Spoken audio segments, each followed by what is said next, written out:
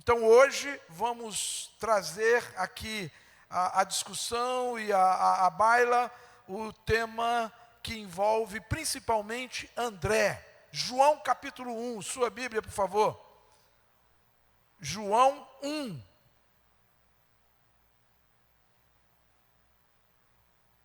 João capítulo 1.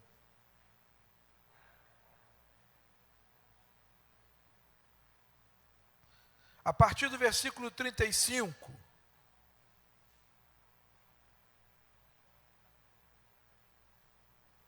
Nós vamos ler todo o texto, por quê? Porque todo o texto traz a história de ambos, traz a história dos dois, num só cenário. No dia seguinte, João estava outra vez ali, na companhia de seus discípulos. Quando ele viu Jesus passar, disse: Eis o Cordeiro de Deus.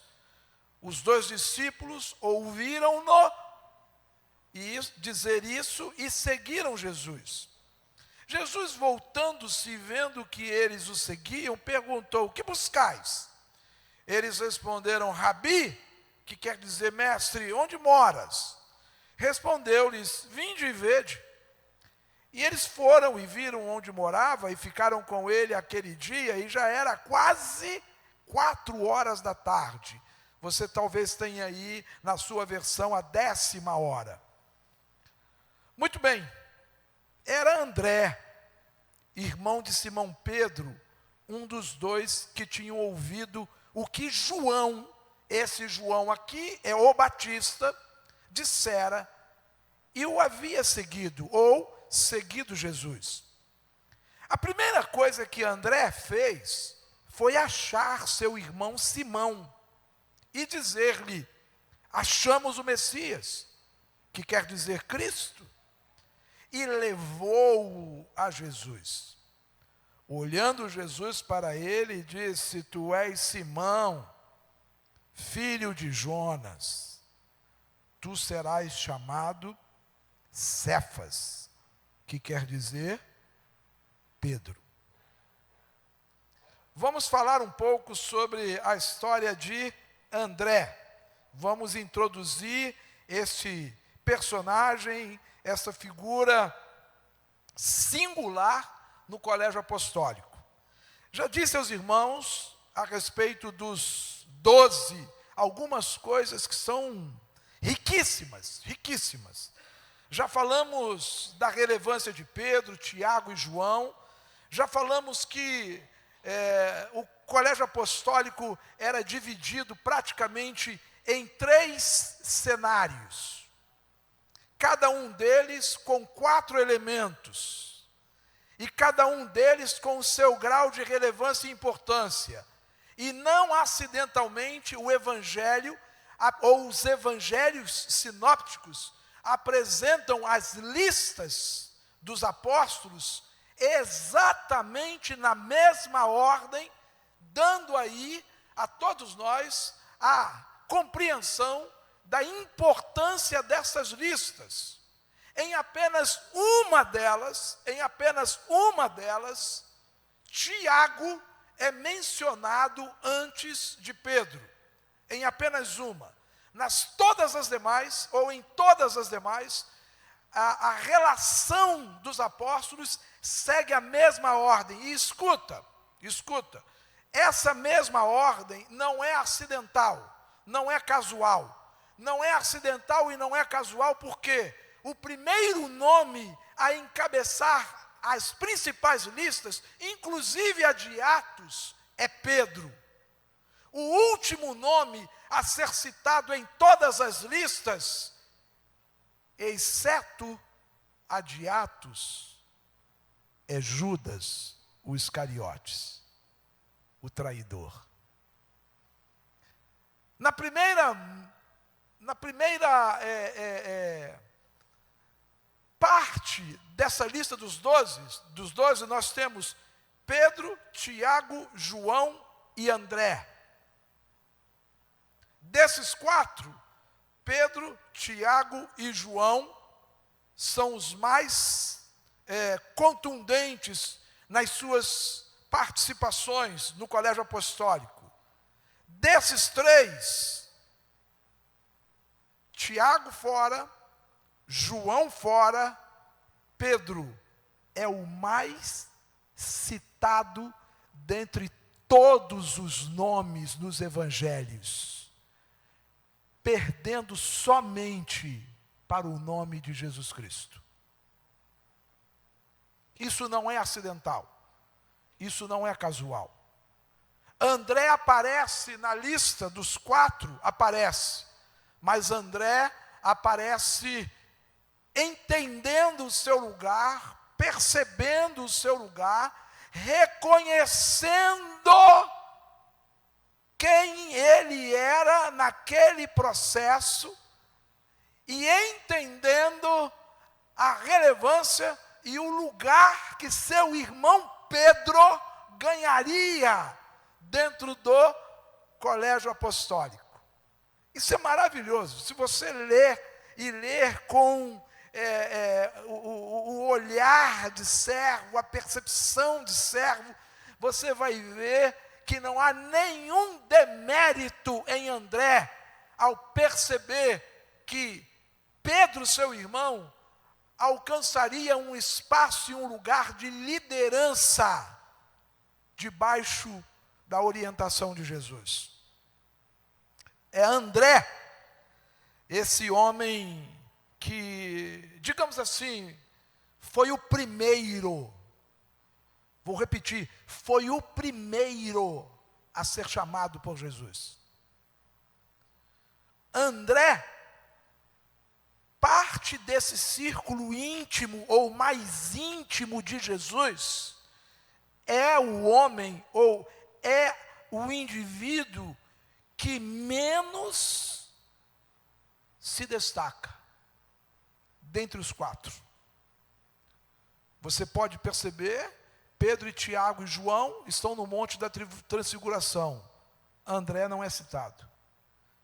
Pedro, Tiago e João estão no Getsemane, no lugar mais íntimo, às vésperas da morte de Jesus. André não é citado. Agora escute. Pedro, Tiago e João. E dos 3, Pedro é o homem sobre o qual Jesus investe mais tempo e energia no trato, na capacitação, a fim de torná-lo, a fim de fazer dele o principal líder do colégio apostólico. Bom, pastor, mas a nossa história é André. Pois é, a nossa história é André. A gente vai investir um pouco mais aqui no tema de André. A postura de André, a conduta de André, tipifica o seu próprio caráter. Você sabe o que isso significa, né? Sabe o que significa? O nosso comportamento revela o nosso caráter. Você conhece o comportamento de algumas pessoas? Você vai ter noção do caráter delas. Mais cedo ou mais tarde você vai conhecer o caráter delas de uma forma boa ou numa experiência difícil. Mas você vai conhecer. O apóstolo André revela sua conduta, seu caráter, mediante o ardor, mediante a sua prontidão, ao ouvir João Batista dizendo: eis o Cordeiro, ali vai o Cordeiro de Deus. André não hesita, lemos o texto, André imediatamente com o outro, esse outro, já disse isso aqui, é João, é o próprio João.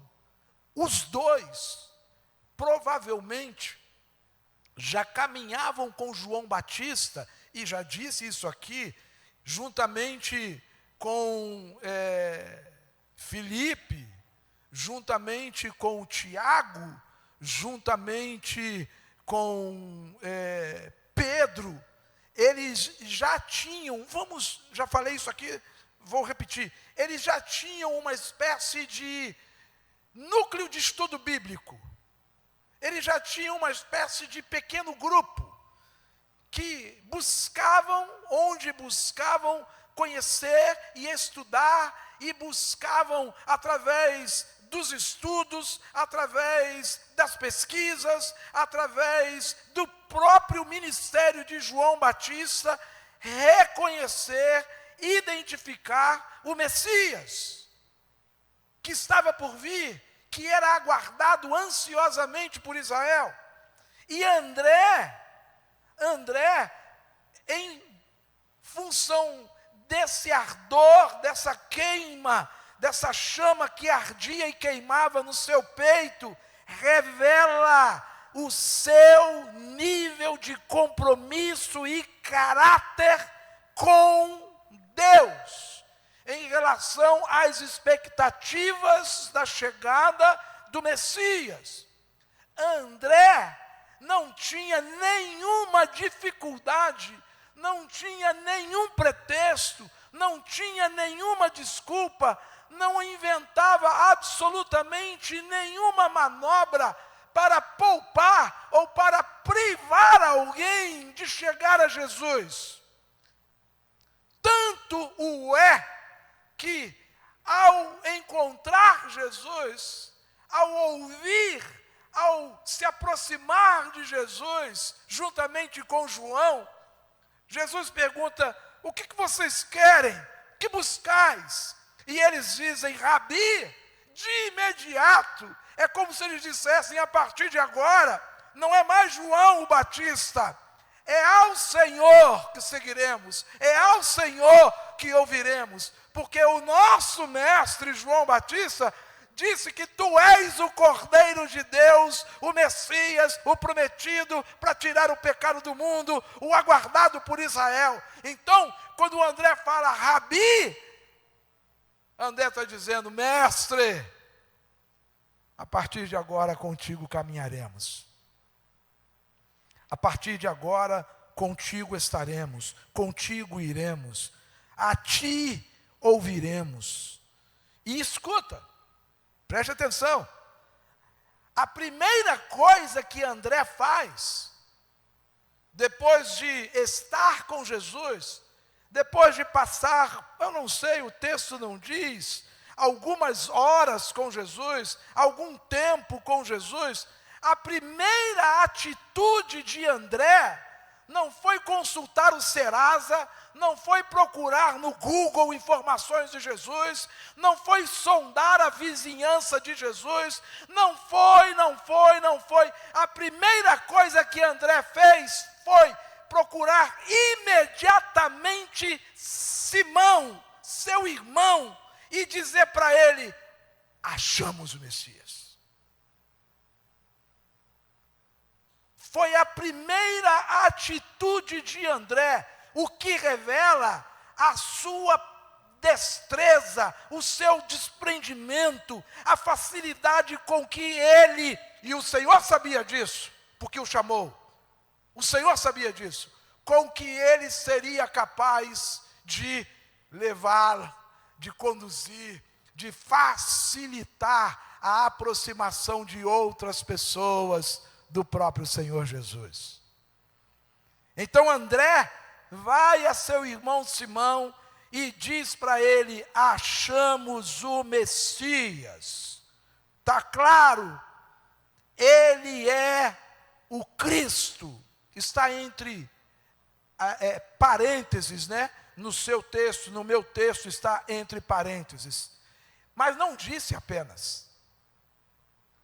André não fez: olha, achamos Jesus, é o Messias, se você quiser, ele está em tal lugar, é provável que você ainda o encontre na rua tal, na travessa tal, numa casa assim, assim, assim. O que André faz? O que André faz? Está na Bíblia, meu irmão. ele leva. Você está entendendo o que eu quero dizer? Ah, pastor, eu falo de Jesus, se quiser vir, vem, se não quiser, dane-se. Ah, pastor, eu falo, quer ouvir, ouve, não quer ouvir, o problema é dela. Ele leva. Ele persuade Pedro. É fato, Pedro já tinha uma sensibilidade, uma expectativa, assim como os outros 4, já falei aqui. Assim como João, Tiago, o próprio André, seu irmão, e Filipe. Eram 5. Provavelmente os 5 já estavam caminhando relativamente próximo, ou uns mais, outros nem tanto, de João Batista. Mas ele não titubeia. Ele não diz, olha, eu já fiz a minha parte, agora se você quiser ir, você vai. Por que eu digo aos irmãos, por favor, chame alguém, vá buscar, vá na casa, convide, acompanha, diga, eu venho buscar você, você vai comigo, eu levo você, é aqui. Se você quiser, lá na Praça do São Jorge, a igreja fica logo ali na praça, entra pela Moranga, primeira rua à esquerda, a minha igreja é ali, o dia que você quiser aparece. Me poupe. O exemplo de André não basta? Está aqui. André não somente disse, achamos o Messias. André disse, eu vou te levar lá. Eu vou te levar a Jesus. Eu vou te levar ao Cristo, o Messias, que nós encontramos. Meus irmãos, é fantástico o comportamento de André. É irrepreensível. É digno de nota. É digno de nota. André, os irmãos pescadores de Betsaida, tinham também uma casa em Cafarnaum. A Bíblia diz isso.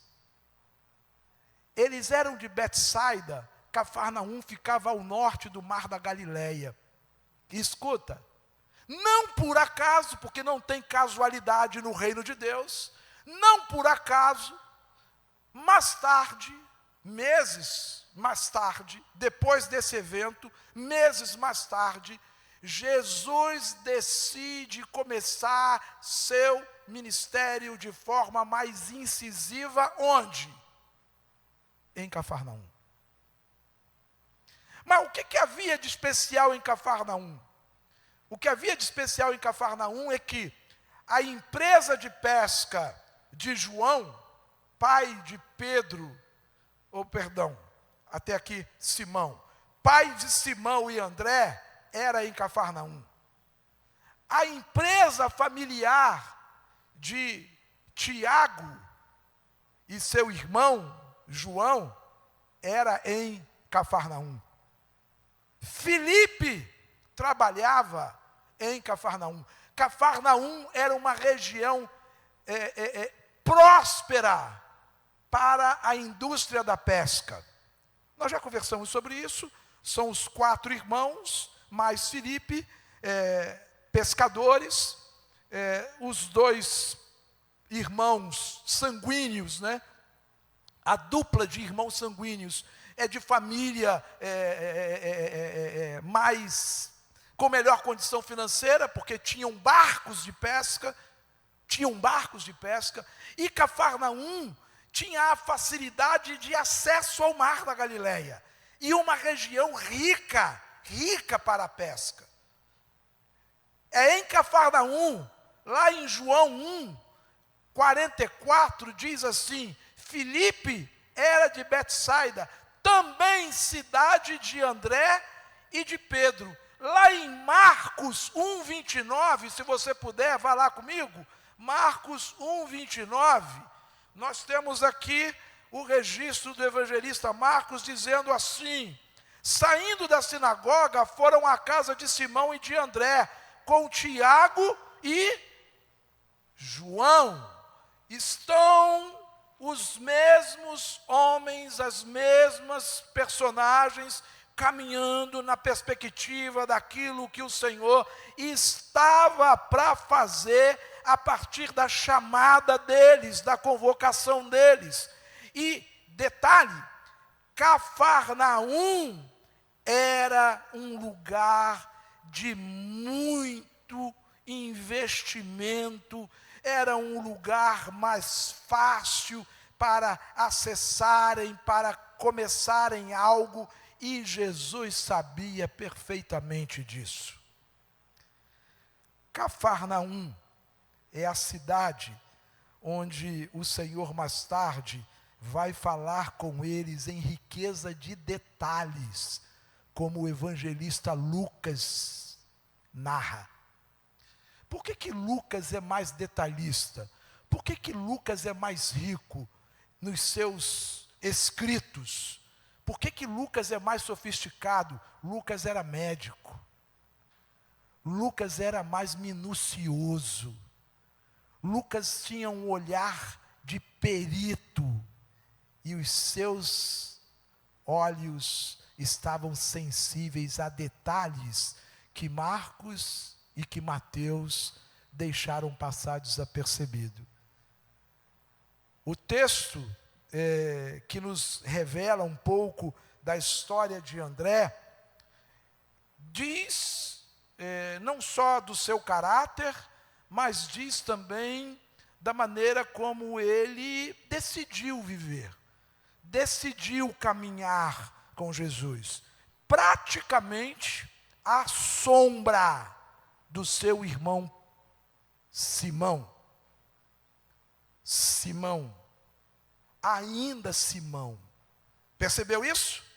Ainda Simão. O texto que lemos, Jesus chama Simão. Tu és Simão, filho de Barjonas. Barjonas significa filho de João. E em algumas versões é traduzido como Jonas.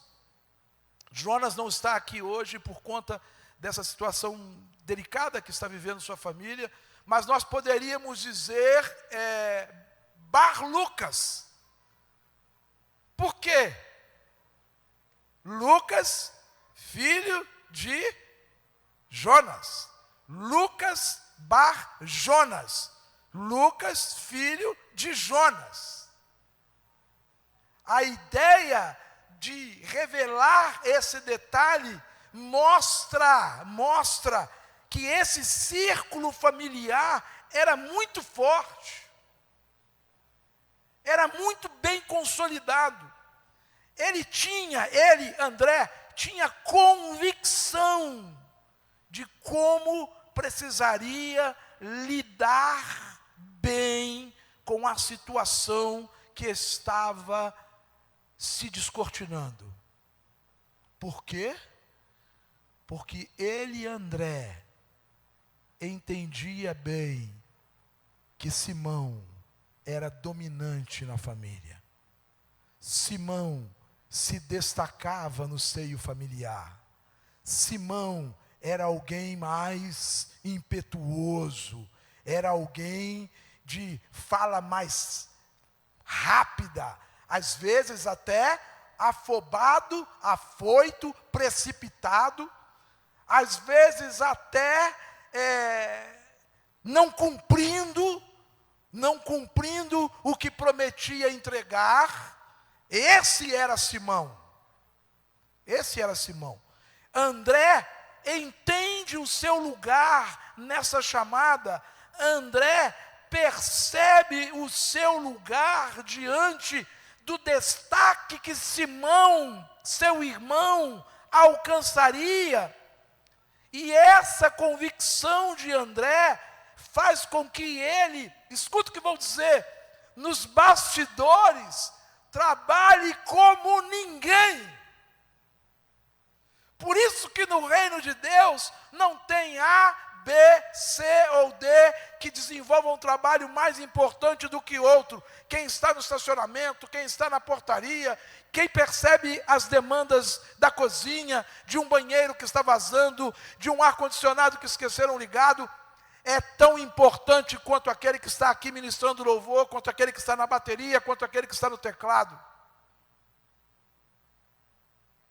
Aquele que recepciona um irmão na porta, o amigo que vem visitar a igreja, com um sorriso nos lábios, dizendo como ele é bem-vindo, como ele deve se sentir em casa entre nós, é tão importante quanto qualquer diácono, diaconisa, o próprio pastor que está aqui, e não está lá fazendo essa parte tão especial.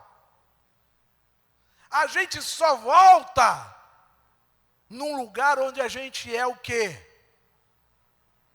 Bem recebido.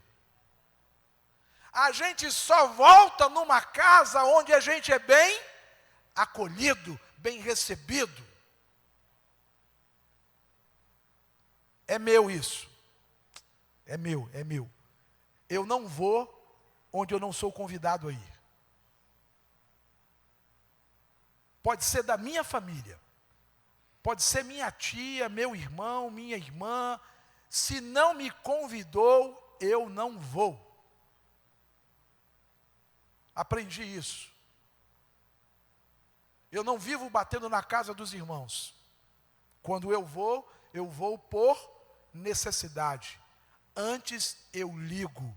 Antes eu pergunto. Antes passo uma mensagem no WhatsApp.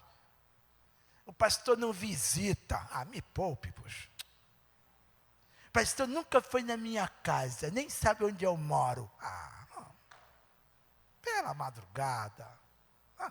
Seu patrão já foi? Seus amigos e coleguinhas de trabalho já foram? Vai jogar essa na minha conta? Me poupe. Se você falar para mim, pastor, minha sogra está doente. Ela está lá em casa. Você passa lá? Não estou dando esse exemplo para fazer piada, não. Jesus foi à casa de Pedro. Foi em que momento? Quando Pedro disse para ele, minha sogra está doente. Vai lá em casa. Ok? Esse sou eu. Eu não vou onde não sou convidado. Agora, onde sou convidado e ao chegar sou bem recebido, terei sempre prazer em voltar. Terei sempre prazer em sentar à mesa e conversar, e ouvir, e chorar, e orar. Não tenha dúvida quanto a isso. Não tenha dúvida.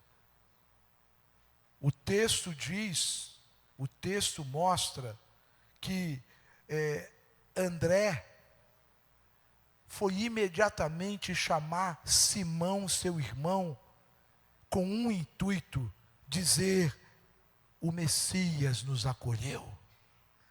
O Messias nos acolheu. A pergunta de André foi, onde moras? Jesus disse a ele o quê? A ele e a João, venham ver.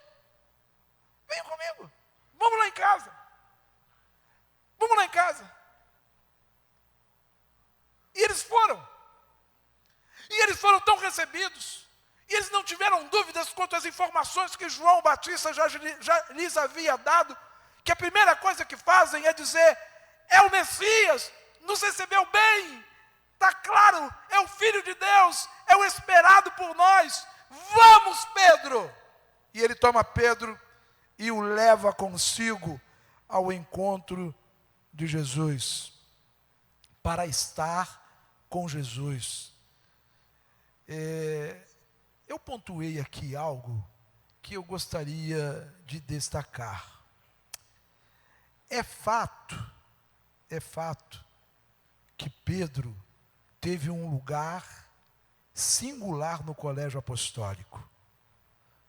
Mas é inegável que André foi um líder eficiente na missão que lhe cabia. Eficiente nos bastidores. Eficiente nas horas em que o Senhor delegou a ele, esperou dele algumas atitudes. Eficiente. Vou dar 2 exemplos. Primeiro exemplo, quando da multiplicação dos pães e dos peixes. Quem encontrou o menino? Quem encontrou o menino? André. Jesus disse: deem vós de comer à multidão. São 5.000 homens. Houve um alvoroço, já falamos sobre isso aqui quando contamos a história de Filipe. Houve um alvoroço, mas quem chega com algo, quem chega com substância, quem chega com uma resposta concreta é André. Temos aqui um menino que tem alguns pães e uns peixinhos. Sim ou não? E Filipe sabia disso. Muito provavelmente, Filipe e André estavam próximos. Preste atenção no que vou dizer. Pedro, Tiago e João se destacam. André, ele fica orbitando entre esses 3 e o quinto. Quem é o quinto? Filipe. Eles se aproximam. É Filipe e André quem estão inseridos na questão de buscar a saída para alimentar a multidão. Segundo exemplo, é André, o apóstolo, a quem Filipe se dirige quando os gregos, os prosélitos, procuram encontrar Jesus. Filipe ficou um pouco embaraçado, Filipe ficou constrangido, Filipe ficou como alguns às vezes ficam, eu não sei se levo, se não levo, eu não sei o que eu faço. Ele vai a André. E é André quem leva os gregos à presença de Jesus. André é o facilitador. André é o cara da relação pública no sentido de vamos lá,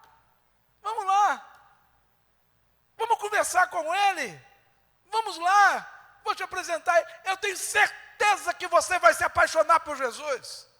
Eu tenho certeza que Jesus não vai decepcionar você. A liderança de André era eficiente a despeito da liderança que despontaria em Pedro, seu irmão, desculpe, em Simão. Eu não posso ainda falar Pedro, em Simão, seu irmão. André, e aqui eu quero dizer uma coisa aos irmãos. Não tenham medo do que vou dizer. E não me interpretem mal. André é o melhor, vou repetir, é o melhor exemplo de líder para a igreja nos dias de hoje. Muita gente batendo no peito, muita estrela no, aspas, palco, muito estrelismo, muito pronome de tratamento, bispo, apóstolos, etc, e etc. Uma briga, uma loucura o que anda acontecendo com a igreja de Cristo nos nossos dias. Uma loucura. Essa semana eu assisti um vídeo que eu fiquei estupefato. Eu fiquei, quê? Como? Venham comigo. Está vendo aqui? Essa vai ser a área VIP do culto a partir de agora. E deixa eu dizer uma coisa a vocês. Você que vier para o culto e ficar na área VIP, você não vai usar o banheiro que os outros usam. Ali, ó, tem banheiros especiais para você. Calma. Tomou o Lexotan, o Alprazolam, o Rivotril, toma. Sai de cena, abre uma porta e diz: atenção, você que virá para o culto e ficará na área VIP, esse espaço aqui vai ser o espaço gourmet e da degustação. Teremos música ao vivo e teremos aqui comida à vontade.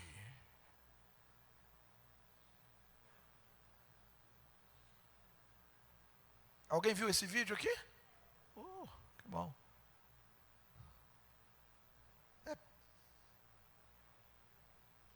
O melhor exemplo, o melhor modelo de servo para a igreja do século 21 é André. Mas pastor, e Pedro? É outra história. Mas pastor, e João? Outra história. André tem o melhor perfil que a igreja hoje dos nossos dias carece tremendamente. Eficiente, claro, direto,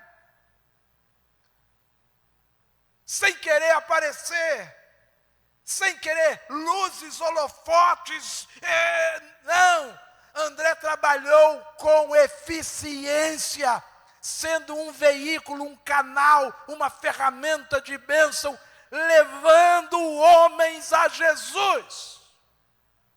É o que mais carecemos hoje. Tem muita gente chegando na igreja e querendo, eu quero isso, eu quero aquilo, eu vou trabalhar nisso, eu vou trabalhar naquilo. André não pediu a Jesus absolutamente nada. Se colocou para servir. Só isso. Somente isso. André enxergava os valores, ou melhor, o valor das pessoas. Como falta isso hoje entre nós. Ninguém teve olhos para aquele menino.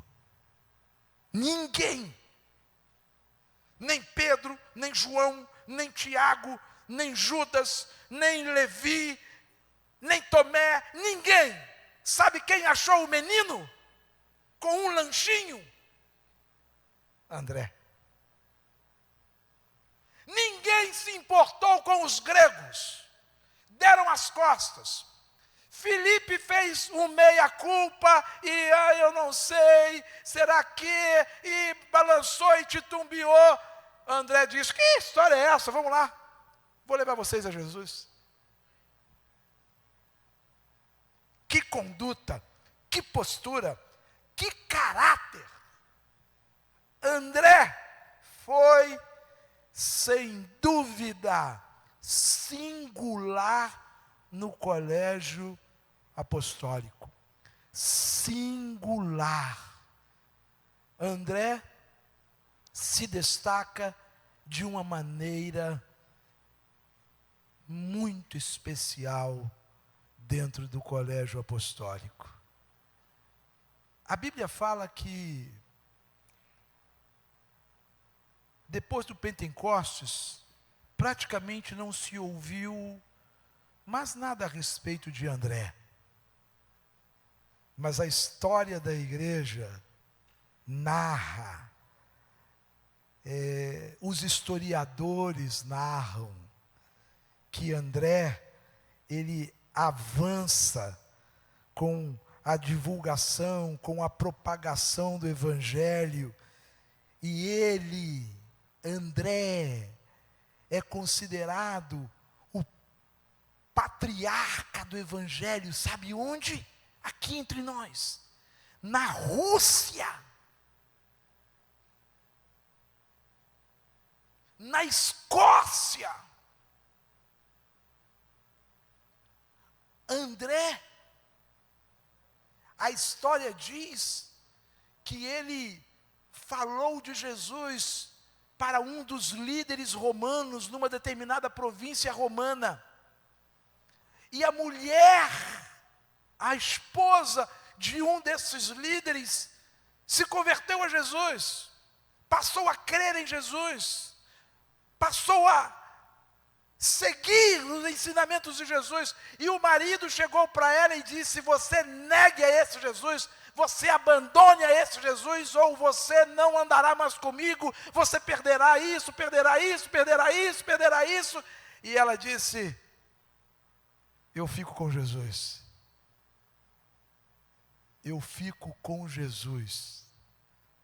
Esse líder romano decidiu pela morte de André. André foi crucificado. André morre crucificado e numa cruz, não como a de Jesus. André morre crucificado numa cruz em forma de X. E ele não foi pregado, ele foi amarrado na cruz, mãos e pernas, para que a morte fosse mais lenta ainda. Imagine, pernas abertas, braços abertos. Nós temos a imagem aí. Eu vou pedir, apaga aqui para mim e me ajuda aí, por favor, Marcela. Imagine que André ficou 2 dias amarrado na cruz.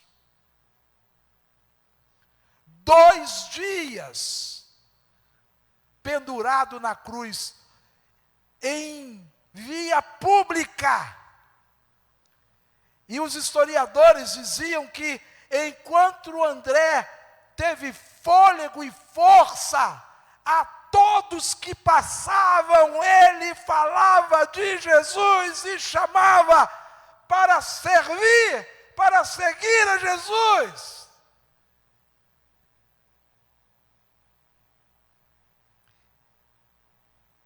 Que André é esse? Que inspiração de vida extraordinária André deixa para mim e para você. Pensando em André, considerando a vida de André, considerando a história de André, eu não entendo, eu não assimilo, não tem como nós hoje, igreja do século 21, desprezarmos o discernimento espiritual e a fé de André. Discernimento espiritual. Tem gente querendo ter dom disso, dom daquilo outro, dom daquilo outro. Escuta, peça a Deus o dom do discernimento. Ponto. A Bíblia diz que quem tem o dom de discernimento discerne bem tudo e de ninguém é discernido. Peça a Deus. André é para mim uma inspiração por sua postura no exercício do discernimento e da fé. André é para mim um exemplo de homem, de servo, na prontidão para ouvir e obedecer. Ouvir e pôr em prática. Ouvir e pôr em ação. André me ajuda a entender que na Igreja de Cristo há espaço, há lugar para todo perfil de homem. André era mais contido, mais reservado. André fugia dos holofotes e das luzes. E o Senhor, de uma maneira extraordinária, valeu-se de André. Eu e você precisamos, como André, Crê na provisão de Deus e apenas fazer aquilo que é dado a mim, é confiado a você a responsabilidade de fazermos. O que é de Deus, Ele fará. Senhor, o menino está aqui. Quantos pães? Quem se lembra? Quantos peixes? Nós vamos falar sobre os peixes daqui a pouco com Pedro. 5 pães, 2 peixinhos. Senhor, é o que tem.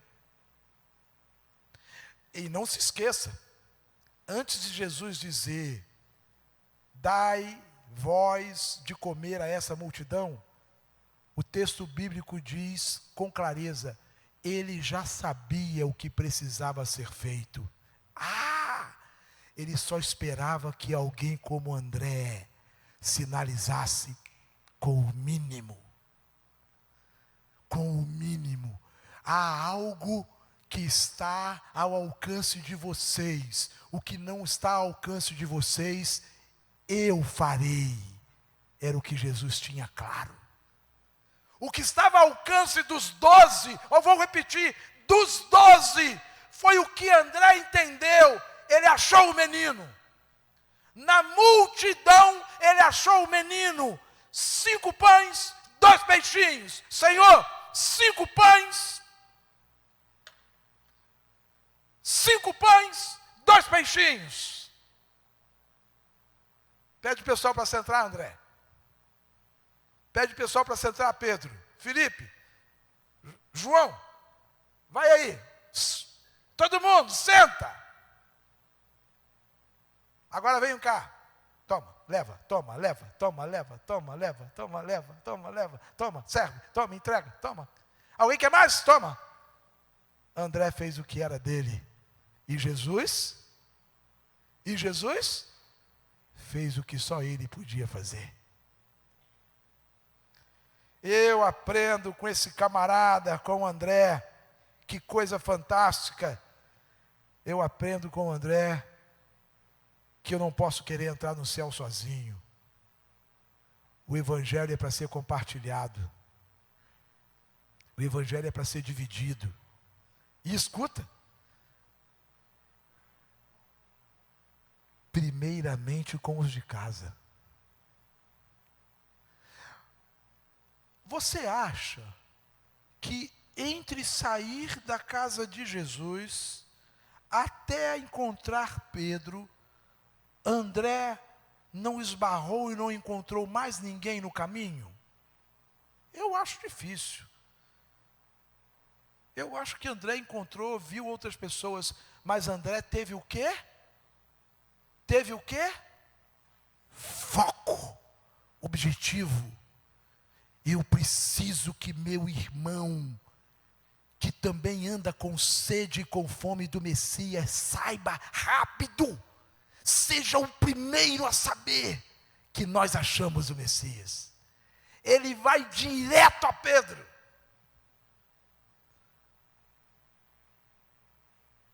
Você tem compartilhado de Jesus com sua família? Você tem falado, vivido a respeito da expectativa do que Jesus tem para os seus? Pai, mãe, irmão, irmã, tio, tia, avô, avó, primo, prima. Tem tido essa preocupação? Essa semana eu vou lá. Essa semana eu vou lá na casa da minha tia, na casa do meu avô, na casa da minha prima, mas eu vou só com um objetivo. Eu vou lá para dizer, escuta, entrega a sua vida a Jesus. Entrega. Convide Jesus para ser seu Senhor e Salvador.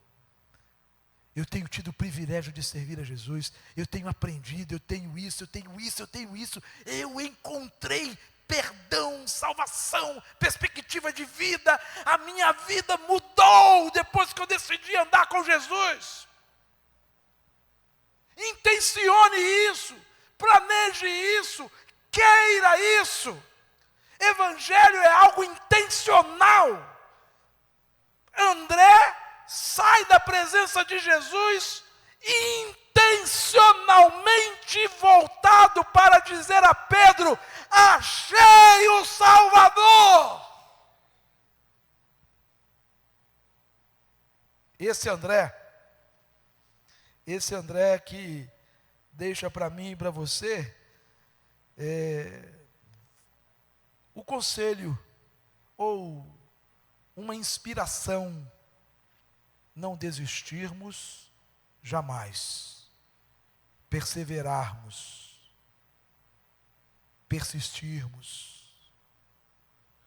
Quando André olhou a multidão, ele podia dizer: Senhor, estamos em maus lençóis. Ele perseverou. Ele saiu no meio da multidão e encontrou, escuta, encontrou o que Jesus precisava. Jesus precisava só de 5 pães e 2 peixinhos. Não despreze 5 pães e 2 peixinhos. Você não faz ideia do que Deus é capaz de fazer. Não dê de ombros. Você não faz ideia do que a mão de Deus pode trazer à existência a partir de 5 pães e 2 peixinhos. Este é o nosso primeiro homem e irmão de Simão. Simão! Agora eu começo a falar de Pedro. Tu és Simão, filho de Jonas. Simão Barjonas. Tu serás chamado Cefas. Cefas, em aramaico. Cefas é o mesmo que rocha, no aramaico. No grego, Petros, pedra, a partir de agora. Simão Petros, ou Simão Cefas. E o que está por trás dessa história? Está por trás dessa história o que está por trás da história de todos os demais apóstolos. Todos. O Senhor, de uma maneira bem singular, vai lidar, vai trabalhar com eles. E eu queria compartilhar com você, por favor, Lucas, abra sua Bíblia. Lucas, capítulo 22. Nós vamos introduzir hoje a questão de Pedro. Vou repetir, não dá para esgotarmos. Não dá. Não vai ser possível. Não vai ser possível. Eu queria muito, mas é impossível. Domingo passado tivemos um tempo especial, um dia especial. Então, não tivemos a aula domingo passado. E eu vou caminhar até onde for possível aqui com Pedro. E depois nós concluiremos, mas vou chegar até onde for possível chegar.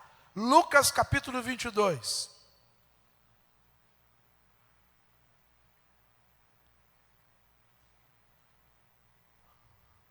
Vamos pegar o contexto, até chegarmos no texto que seria aí o principal para destaque meu com vocês. Lucas 22, a partir do versículo 24.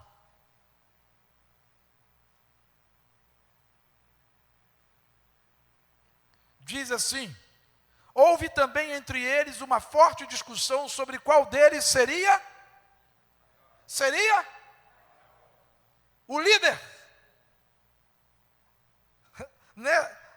Graças a Deus, em Lírio dos Vales nunca tivemos isso. Graças a Deus aqui nunca teve gente ficando de bico porque não foi indicada para o conselho diaconal. Nunca! Senhor, tu sabes. Graças a Deus aqui nunca teve gente dizendo: eu queria tanto ser vice-presidente dessa igreja. O que eu faço para ter um cargo na diretoria da igreja? Graças a Deus aqui nunca teve. Mas no colégio apostólico teve. Ó, uma confusão arrumada. Quem vai ser o maior? Você imagina Pedro? Comigo o negócio. Aí aparece João. Ó, eu acho que você tem que baixar a sua bolinha. Não é bem assim não. Ou a gente vai tirar no par ou ímpar, ou a gente vai arrumar um jeito. A confusão estava instalada, está na sua Bíblia como está na minha. Preste atenção nisso. A discussão foi levantada, qual deles parecia ser o maior, o mais importante, o mais relevante, quem mais se destacaria? Disse-lhe Jesus: os reis dos gentios dominam sobre eles, e os que exercem autoridade sobre eles são chamados benfeitores. Mas vós não sereis assim, pelo contrário, o maior entre vós seja como? E quem governa seja como? Pois qual é maior? Quem está à mesa ou quem serve? Não é quem está à mesa? Eu, porém, entre vós, sou como aquele que serve. Meus irmãos, aqui entre nós, olha para mim, que climão, hein? Ó, que climão. João dá um catucão no irmão dele, Tiago, diz: você viu o que tu arrumou? Tu viu que tu, seu bocudo, olha a confusão, precisava ouvir isso? Aí Pedro olha para André do outro lado, André de boa, não me envolva nisso não, Pedro, você que quis, não me envolva nessa. Aí Judas, não o Zelote, o negócio com o Zelote era na faca, você se lembra que ele resolvia lá na faca. Judas, o traidor, imagino eu que levantou: quanto vocês querem para deixar eu ser líder? Emenda parlamentar foi inventada lá nessa reunião. A tal da emenda parlamentar foi aí que começou. Eu vou dar um trocado para cada um e deixa ser o líder desse negócio. A confusão foi instalada, estava uma trovoada só, e Jesus diz: olha, comigo, aqui, eu sou como o que serve. Eu vim para servir. Engano de vocês pensarem que eu estou aqui para ser o centro das atenções. O texto continua e diz, versículo 28, vós sois o que tendes permanecido comigo nas minhas tentações. Assim como o Pai me confiou um reino, eu o confio a vós, para que comais e bebais a minha mesa no meu reino, e vos assenteis sobre tronos para julgar as 12 tribos de Israel. Isso aqui tem que ser num outro momento, a gente discutir esse texto. O que eu quero chamar a atenção é o que vem agora. Versículo 31. Olha Jesus. Simão, Simão, Satanás vos pediu para vos peneirar como o trigo, mas eu roguei por ti, para que a tua fé, e tu, quando te converteres, fortalece teus irmãos. Está tudo aí. Está tudo aí nesses 2 versos. Está aí a autoridade que Jesus vai dar a Pedro. Está aí o processo, claro, pelo qual Pedro, eu, você, todos nós passamos. Está aí. Crente não nasce pronto. Cristão é trabalhado todo dia e o tempo todo. Eu já disse isso aqui, nós deveríamos ter tatuado no peito, tatuado nas costas, tatuado na testa, tatuado mesmo. Estou em obras. Desculpe o transtorno, o Senhor está trabalhando. Pedro era esse homem. Jesus mostra para ele com clareza, e escuta, Jesus não diz Simão Pedro. Olha aqui, final do Evangelho de Lucas, final. Aqui, a essa altura, já tinha acontecido o encontro no qual Jesus dizia para ele: tu te chamarás Pedro, Cefas. Já tinha acontecido. Mas, no entanto, Jesus não se dirige a ele como Pedro. Jesus se dirige a ele como Simão. Simão, Simão, Satanás pediu para peneirar você como o trigo, e eu roguei por você, cara. Escuta, Jesus fala com Pedro com uma autoridade inconfundível, mas ainda assim, preste atenção, ainda assim, a resposta de Pedro evidencia o quão menino, o quão infantil, o quão carnal ele ainda era. Está aí, olha a resposta dele. Respondeu-lhe Pedro: Senhor, estou pronto a ir contigo para a prisão e para a morte. Bocudo, não é? Bocudo, né? Mordi a língua, seria melhor para Pedro. Ontem eu mordi a língua. Fui comer um lanche e, puxa vida, mordi minha língua. Mas sabe por quê? Que eu quis comer o lanche com pressa. A Vanúzia fez um lanche à tarde, a minha nutricionista, ela está na casa? Não está não, né? Ela tem orientado, evita jantar à noite, por tirar feijão e arroz de carioca é terrível, né? Mas evita, faz um lanchinho à tarde. Aí a Vanúzia fez um lanche à tarde com aquele pão sírio, né? Pão sírio que não tem fermento, é chapa só. E eu fui com vontade. Até porque eu já sabia que o castigo era não jantar. Mordi a língua. Antes Pedro mordesse a língua. Porque quando ele diz, eu estou pronto até para morrer, Jesus de imediato diz, eu digo a você, Pedro, que não cantará hoje o galo, antes que 3 vezes negues que me conhece.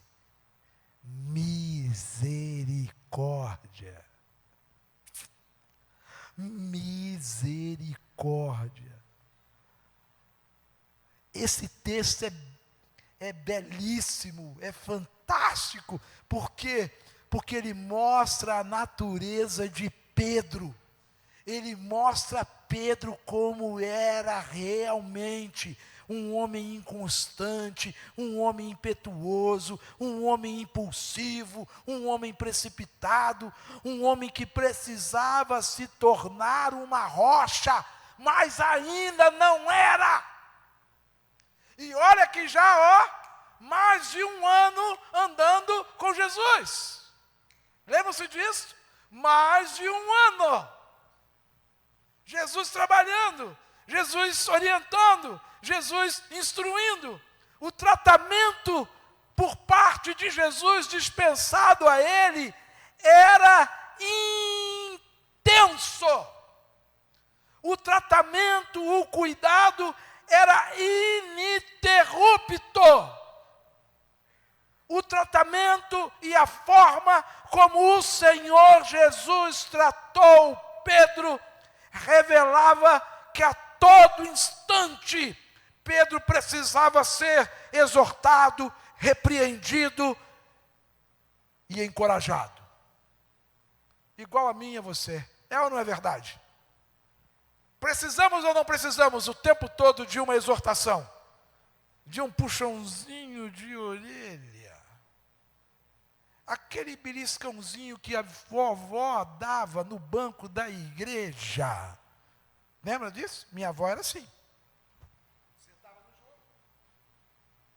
Só os netos ocupavam quase a bancada toda na frente. Quem sentava do lado dela, ela só fazia assim. Ai, o pastor nem via. Na hora do ministério,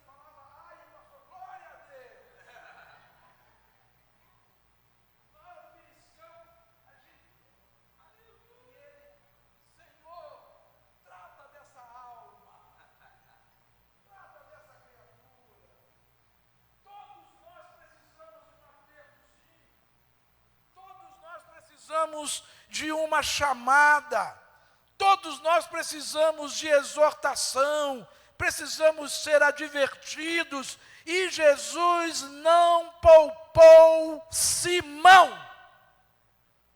Não poupou Simão em nenhum instante, até que, efetivamente, ele pudesse então ser encarado, tratado, percebido, enxergado como Pedro, como Cefas, como rocha. E escuta o que eu vou dizer, uma observação. Pedro Simão leva o sobrenome que Jesus lhe dá lá para a epístola, quando ele escreve a epístola. Ele não escreve Pedro, filho de João, filho de Barjonas, Simão Barjonas. Ele diz Simão Pedro, servo de Jesus Cristo. A expectativa do Senhor em relação a mim e a você é a mesma que o Senhor tinha em relação a este homem, Pedro. Jesus não via a hora de efetivamente perceber, encontrar, ver em Pedro a natureza da rocha. Quem dizem os homens que eu sou? Jesus interpelou os 12. Ah, Senhor, uns dizem que tu és a encarnação de Elias, outros dizem que tu és um profeta, outros dizem isso, outros dizem aquilo, outros dizem aquilo outro.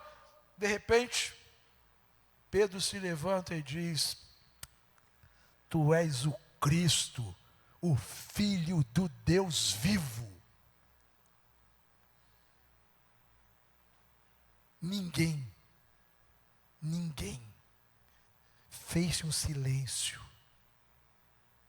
Jesus olha para ele e diz: e tu és o quê? Rocha.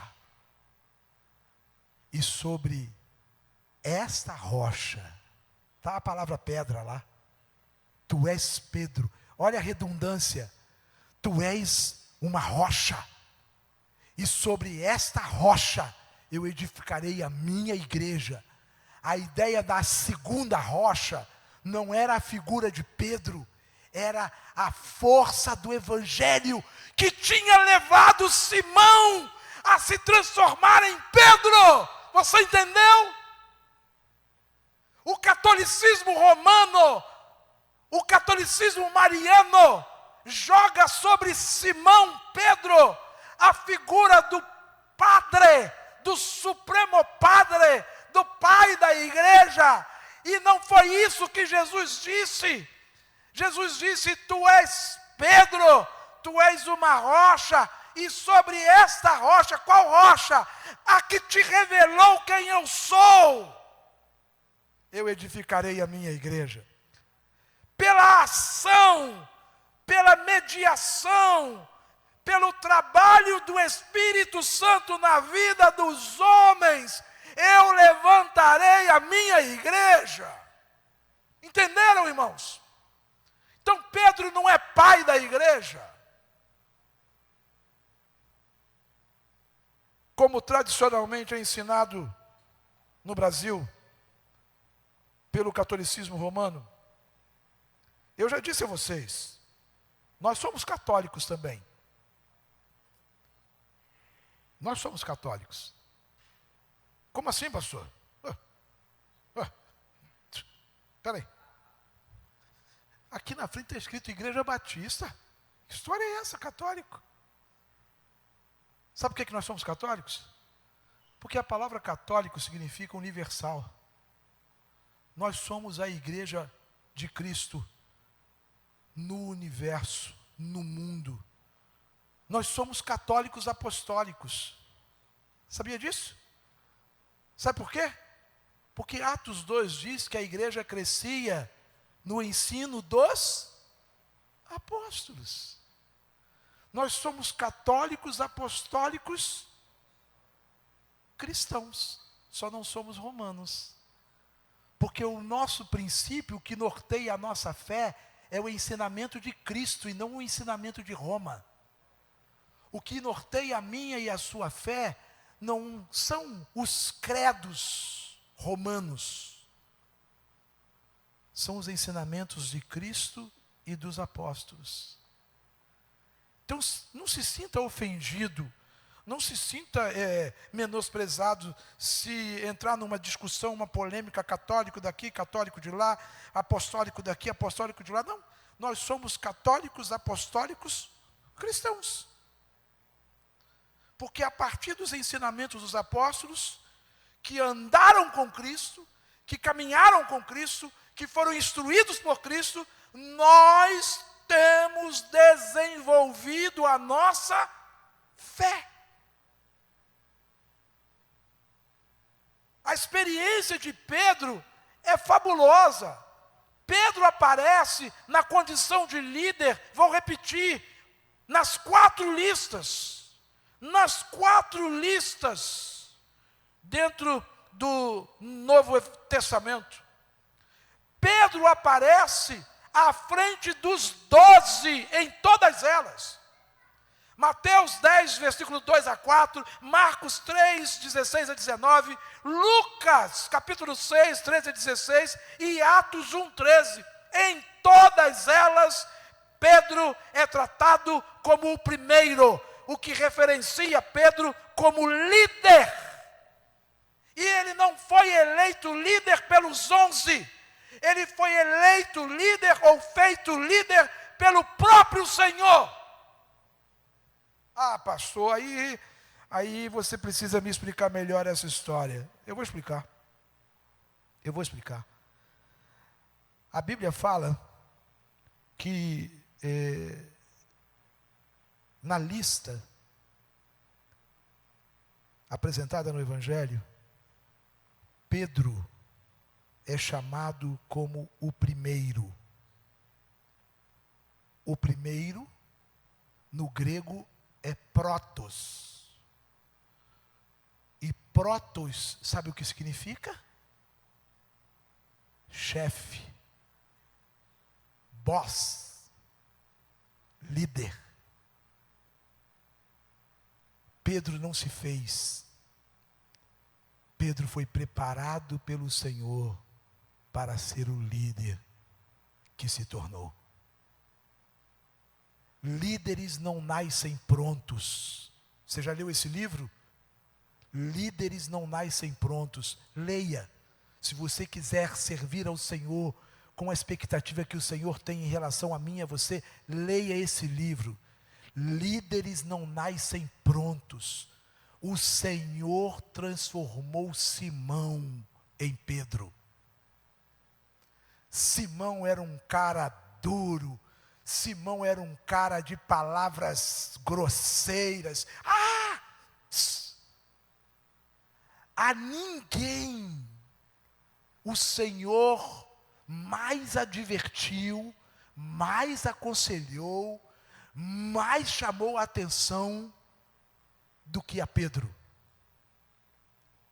A nenhum dos outros 11, vou repetir, Jesus se dirigiu, advertiu, aconselhou, chamou a atenção, tratou olho a olho do que a Pedro.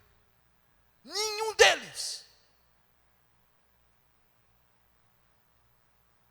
E nenhum deles, escuta o que eu vou dizer agora, senão Pedro,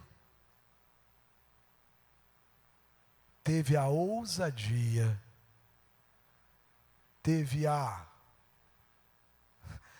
petulância de chamar a atenção de Jesus.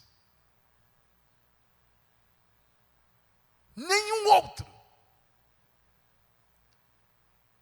Pedro, na sua relação com Jesus, era tão intenso. Por favor, deixa eu fazer outra correção. Simão, entendam, toda vez vez que você lê Simão, Simão, Simão nos evangelhos, Jesus se dirigindo a ele como Simão, Jesus está tratando com o Simão, homem carnal, homem sujeito a falhas, homem impetuoso, homem precipitado. Simão, Simão, Simão. Toda vez que você encontrar Jesus se dirigindo a ele, chamando-o de Pedro, Pedro, Jesus está tratando ele como a rocha que Jesus esperava que ele efetivamente se tornasse. Lembra de João 21? Jesus manda que eles saiam e sigam para a Galileia, porque lá Jesus apareceria a eles, certo? O que Pedro faz? João 21, Pedro sai para pescar, e ele era líder, e todos foram com ele, todos. O desânimo de Pedro, o líder, contaminou todos. Todos perderam de vista a orientação de Jesus. Todos esqueceram que Jesus ao terceiro dia ressuscitaria. O desânimo, o abatimento, fez com que Pedro de repente se levantasse e dissesse: vou pescar. É como se ele dissesse: vou distrair minha mente. Está muito para mim. É muito forte para mim. E ele sai. E eu penso que os 10 foram. Os 10. Porque Judas já não existia. O Iscariotes já tinha tirado a própria vida. Saem. E então, eles estão pescando. E Jesus vai para a praia. O que Jesus foi fazer naquela praia? Você se lembra? O que Jesus foi fazer? Tomar um banho de mar? Foi lá para pregar um bronze depois de ressuscitado, porque ele perdeu muito sangue na cruz? Foi para quê? Está na Bíblia, irmãos. Foi preparar um café para eles.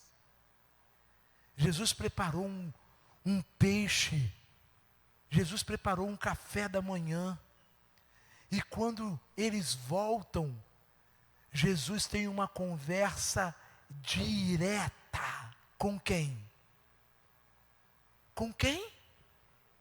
E Jesus diz o quê? Simão, tu me amas? É isso? Jesus diz: Pedro, tu me amas? Olha lá, vai o texto bíblico. Jesus não chama ele nesse instante de Simão. Jesus o chama de Pedro. Por que isso?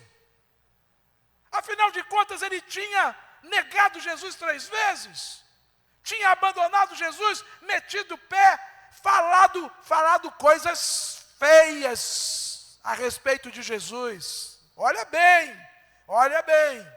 o Simão. E aí Jesus na praia: Pedro, tu me amas? Sim, Senhor, eu te amo. Pedro, tu me amas? 3 vezes. Quantas vezes Pedro negou Jesus? Quantas vezes Jesus perguntou a ele sobre o amor? Quantas vezes ele disse: eu te amo? O que Jesus fez nesse processo? O que Jesus fez? Curou Pedro. Curou Pedro. Tu me amas, Senhor, tu sabes. E como tu sabes o quanto eu te amo. Jesus trata, e nesse instante, fica patente, fica claro, que Pedro se tornara a rocha que Jesus esperava que ele chegasse a ser. Quem estava aqui quinta-feira passada? Levanta a mão. Quem estava quinta? Estudamos sobre isso aqui em Atos 2. Pedro vai para o Pentecostes em Atos 2 e prega um sermão, depois de ouvir Jesus perguntar 3 vezes: tu me amas? E ele diz 3 vezes: Senhor, eu te amo, eu te amo, eu te amo. E aí há uma questão grega aí, porque a palavra amor, ela passa por 3 estágios, até que a última palavra amor, é a palavra agapau, que significa tu estás pronto a evidenciar esse amor morrendo por mim? Estás pronto? Sim, Senhor, tu sabes que estou. Em Atos capítulo 2, Pedro é revestido com uma autoridade e uma unção tal, que naquele dia agregaram-se à igreja. O que diz o texto? Quase 3.000 almas. 3.000 almas. Está cumprido isso aqui, ó. Abra sua Bíblia, Mateus capítulo 10.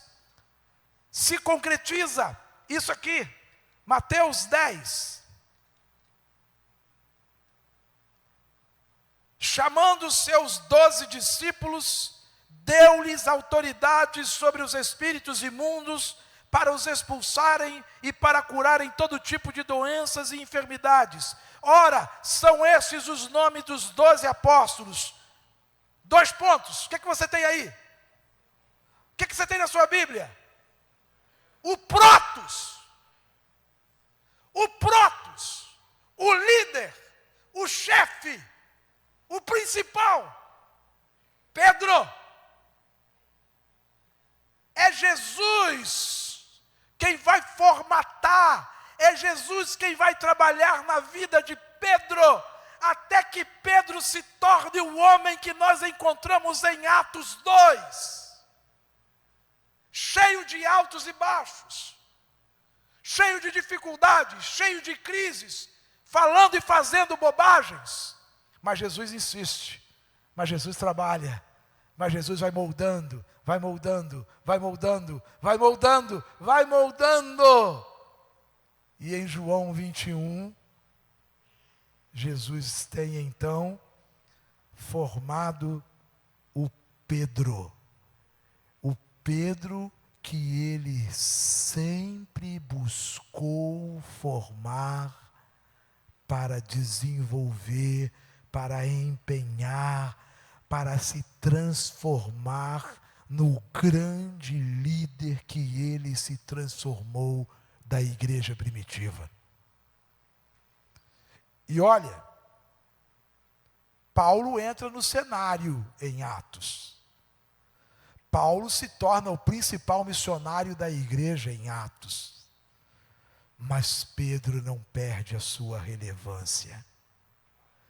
Pedro não perde o lugar no qual o Senhor o colocou. Lembram-se da mãe de Tiago e João? Lembram-se? Ela foi a Jesus com que intenção? Pedir um lugar de relevância, um lugar de excelência, um lugar que desse aos seus filhos um status. E Jesus disse para ela: você não sabe o que está me pedindo. Ah, Salomé, se você soubesse o que você está me pedindo.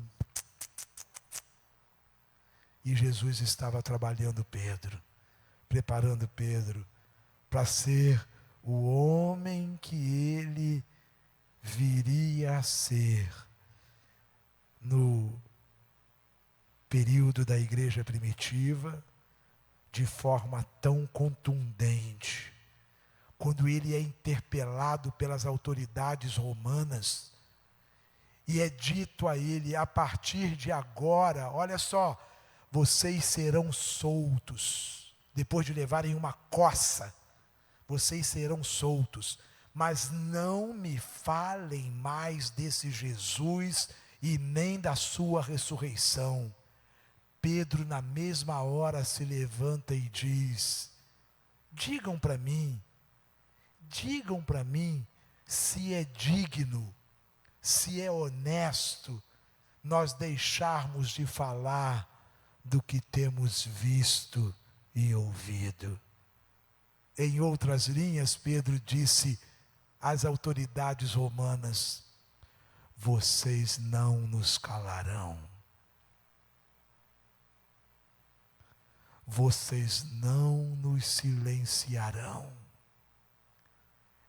Este era Pedro, este era a nova criatura que lá atrás, lá no primeiro encontro, Jesus voltando-se para ele disse: Simão, não te chamarás mais Simão, mas Pedro. Está aqui em Atos 2, em Atos 3, em Atos 4, está aqui Pedro, à porta do templo de Formosa, com o paralítico, pedindo uma oferta, e ele volta e dirige-se ao paralítico e diz para ele: nós aqui não temos prata, não temos ouro, não temos, mas o que temos nós agora te damos, em nome de Jesus Cristo Nazareno, levanta e anda. Este é o Pedro, este é a rocha. Ele é preso. Como? Como isso aconteceu? O coxo está andando, há um alvoroço na cidade, o mendigo não é mais mendigo, o que vivia marginalizado não vive mais marginalizado. Como? Quem fez isso? E aí Pedro, perante o Sinédrio, diz: em nome de Jesus, ele agora anda, ele está de pé. Queridos irmãos, aqui está um pouco de Pedro, aqui está um pouco do homem que se tornou a rocha, o vaso que na mão do olheiro se tornou tão especial. Pedro nos ensina muitas coisas, muitas coisas. Nós vamos dar prosseguimento a um pouco mais dessa vida, dessa experiência de Pedro, mas eu queria dizer a você aqui hoje, eu e você, assim como Pedro, precisamos, e como precisamos, reconhecer nossas falhas, nossas faltas, a fim de continuarmos na presença do Senhor. O tolo diz que já sabe tudo, o sábio diz: continua aprendendo, continua aprendendo. Pedro seguiu sua vida entendendo que precisava aprender com seus erros, aprender com seus tropeços, aprender com seus medos. Senhor, se és tu mesmo, escuta só, presta atenção, está todo mundo aqui morrendo de medo, mas se é o Senhor mesmo que está aí, manda-me ir ter contigo sobre as águas. Lembram-se disso? E o que aconteceu? Jesus vira para Pedro e diz: vem, Pedro. Ele desce do barco, e o que acontece? Ele começa a andar sobre as águas. Mas era Simão, era Simão, e o danado do Simão olhou para ele: uau, estou andando, está vendo aí, Felipe? Medroso, está vendo, André? Papai sempre disse que você era medroso mesmo, aí ó, olha aqui eu, andando sobre as águas. Soprou um ventinho, o que aconteceu? Era pescador. Você conhece algum pescador que não sabe nadar? Ele era bom, o cara era bom. Mas quando ele começou a afundar, qual foi o primeiro nome que ele gritou? Mamãe, salva-me! Foi? Minha sogra, você que Jesus curou, vem aqui, me socorre. Foi a sogra? Pedro era casado. Olha que coisa. Por favor, eu não podia perder essa. Eu não podia perder essa. A Bíblia não dá o nome não faz menção na mulher de Pedro, mas fala da sogra dele. Paulo também fala, você sabia disso? Lá na carta aos Coríntios, do capítulo 9, na primeira carta, Paulo fala que Pedro viajou com sua esposa, sua mulher, mas não fala o nome dela. Corre em boca miúda lá em Jerusalém, que Jesus não foi reconhecido por Pedro. Pedro negou 3 vezes porque ele tinha curado a sogra dias antes. Ainda tem essa conversinha lá em Jerusalém. Mas vamos deixar esse negócio para lá. Pedro começou a afundar e então gritou: Senhor, salva-me. Ele sabia quem era Jesus. Era um homem como eu e você, sujeito aos mesmos pecados e paixões, mas no peito uma chama queimava incessantemente. Eu não posso me afastar dele, eu não posso deixá-lo, eu preciso dele. Aquela chama queimava tão intensamente. Lembram-se? Senhor, é Pedro, hein? Escuta isso. Pagando para Jesus. A linguagem popular. Está todo mundo indo embora, Jesus. É Pedro, escuta, é Pedro chamando a atenção de Jesus. Está todo mundo indo embora. Pega leve com esse sermão. Daqui a pouco não vai ter ninguém te seguindo mais. Daqui a pouco não tem dízimo nem oferta. Entendeu? Para de pregar tão pesado assim. Olha lá. Olha lá. Olha o quanto de gente já foi embora. Aí Jesus vira para ele e diz: o quê? Você não quer ir também? Você não quer acompanhá-los? A ficha cai. Tum. A ficha cai. Para quem iremos nós? Se só tu tens as palavras de vida eterna. Olha o Pedro, 1 hora lá no fundo do poço, se achando o cara e pagando geral para Jesus. Hã? E daqui a pouco ele está lá em cima.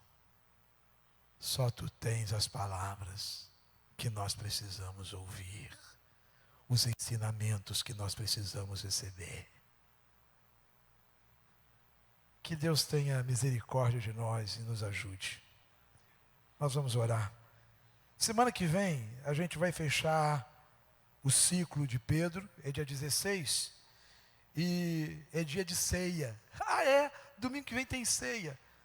Oi? Desculpa.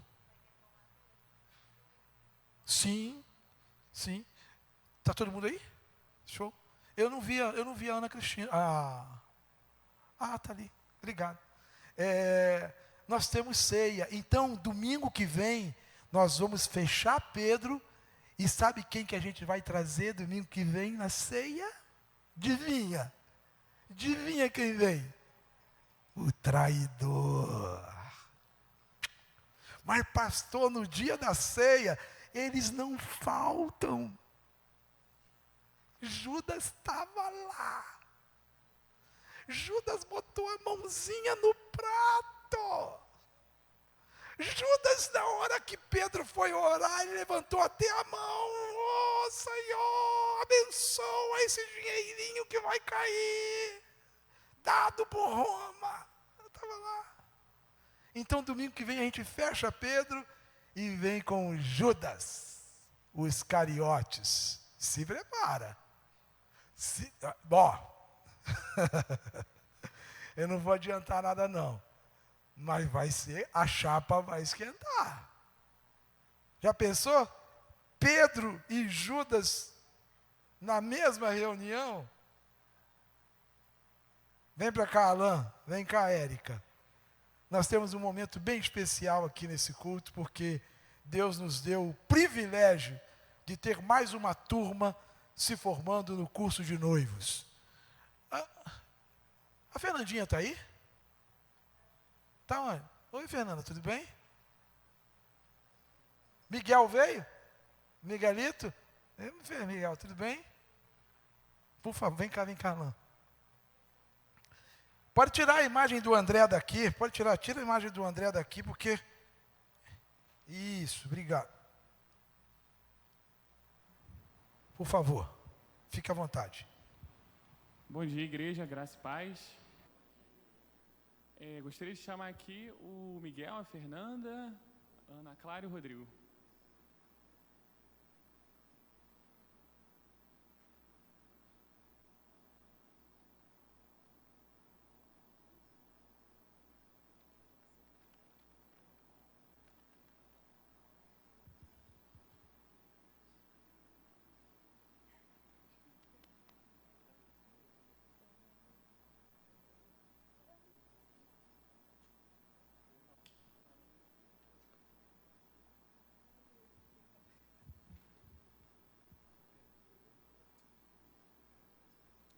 Gente, a gente queria estar agradecendo a Deus pela vida dos casais aqui na frente. A gente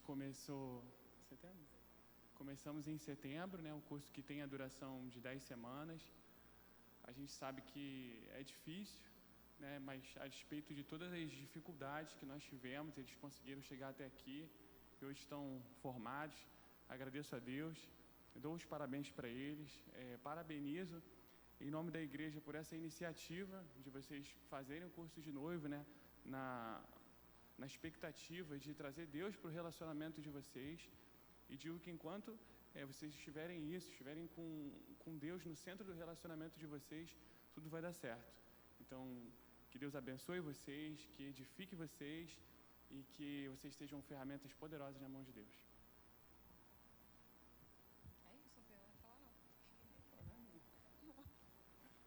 Gente, alguém quer falar alguma coisa?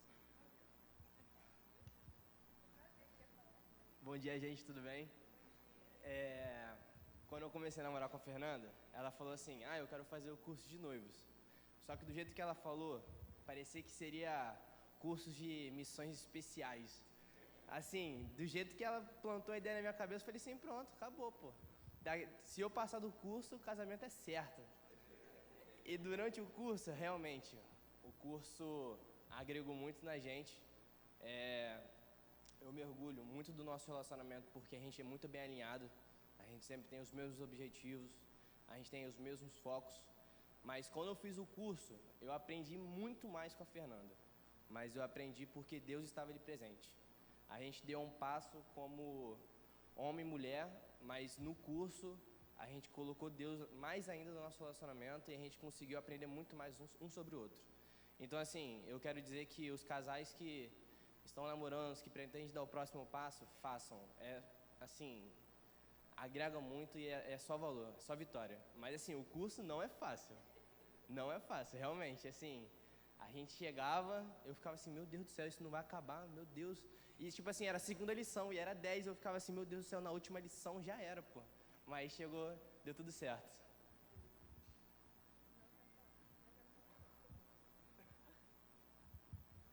Pastor, você pode orar?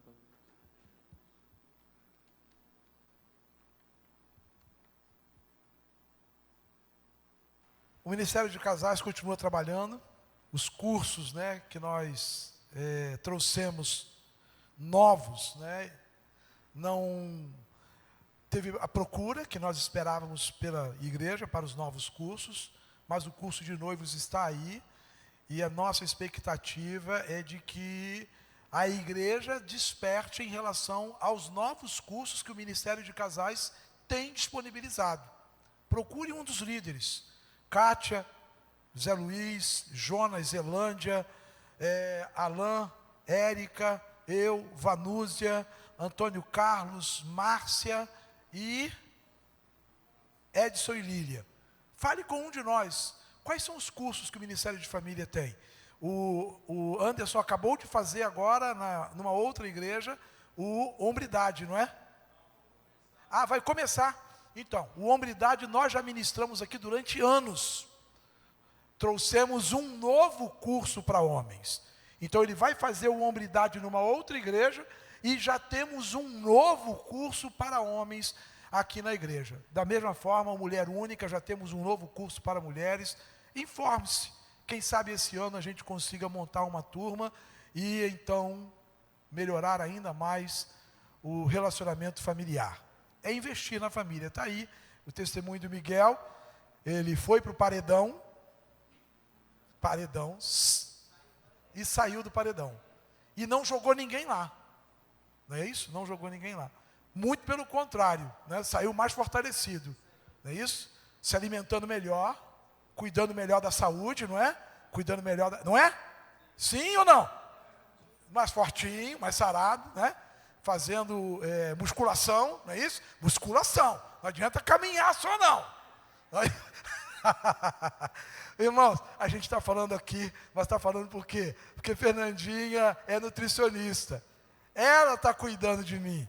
E Fernanda, como nutricionista, eu falo para ela, Fernanda, eu caminho todo dia, 4 quilômetros. Tem que fazer musculação. Caminhar só é para o pulmão. Para músculo e osso é musculação. Por isso que eu estou mexendo com ele. E você, tá, que pretende começar um namoro, leve a sério. Se você já está namorando, curso de noivos. E invista no seu relacionamento familiar. Aliás, essa semana, confirmamos a presença do nosso preletor do Retiro de Casais. Então, se você ainda não se inscreveu, se inscreva. Vamos para o Hotel do Bosque, em Angra dos Reis, no último final de semana de setembro, 26, 27 e 28. E vai ser bênção. Vai ser muita bênção esse tempo lá para casais e adolescentes. Já temos a confirmação do preletor de adolescentes. Adolescentes esse ano pela primeira vez conosco. Tá bom? Vamos ficar em pé e vamos orar? Muito bem. Deus abençoe. Viu? Firme. Chega dezembro, mas não chega agosto, né? Ô, Senhor. Quando é que é mesmo? Não, eu falei chega dezembro, mas não chega agosto. Me ajuda. É novembro. Meu Deus. Mas do ano que vem, né? Brincadeira, eu sei que é esse ano. Então vamos colocar diante de Deus a vida deles, para que o Senhor continue abençoando. Obrigado, Alain. Obrigado, Érica. O Alain enfrentou um grande desafio, passou por um procedimento cirúrgico, e mesmo assim ele e Érica perseveraram, cuidaram desses casais de uma maneira muito singular, muito especial. Obrigado, Deus, muito obrigado por essa manhã, por esse tempo extraordinário, por esse momento maravilhoso que o Senhor nos deu aqui. Obrigado pela Tua Palavra, obrigado pela inspiração da Tua Palavra, obrigado pelo desconforto que a Tua Palavra nos dá, nos traz com a intenção de nos fazer melhores servos. Obrigado, Senhor. Obrigado pelas lições de André e de Pedro, pelos exemplos. Obrigado pelo aprendizado que eles nos proporcionam a partir dos erros e dos acertos, porque foram homens como nós. Nos ajude, ó Deus, nos dê sabedoria, nos dê discernimento para caminharmos com a dedicação de André, com a humildade, mas com o entendimento claro daquilo que Tu esperas de nós, como André teve. E que na condição de homens e mulheres, no tempo que vivemos, o Senhor nos dê a ousadia de Pedro, a firmeza de Pedro. O Senhor nos prepare para os desafios da vida, a fim de que perseveremos como Pedro perseverou, confessando e reconhecendo nossos limites e pecados, mas também o tempo todo confessando que sem o Senhor não dá para viver, não dá para encarar essa vida. Obrigado pelo Alain, pela Érica, pela dedicação deles, pelo tempo deles, pelo cuidado deles, pelo discipulado deles com esses dois casais, com os Teus servos e servas aqui. Ó Deus, que o Teu nome seja glorificado na união deles, na data que o Senhor já tem separado, para que eles selem esse compromisso de formação de família na tua presença. Leva-nos em paz, nos dê um final de dia na tua presença. Perdoa, Deus, os meus pecados, as minhas faltas, e me ajuda a te servir, a honrar o teu nome. Em nome de Jesus nós oramos. Amém. Amém. Deus abençoe os irmãos. Queiram assentar-se. Com uma oração silenciosa a gente assim se despede. Logo mais, permitindo Deus, às 18 horas, estaremos juntos aqui. Uma tarde boa e agradável a todos vocês.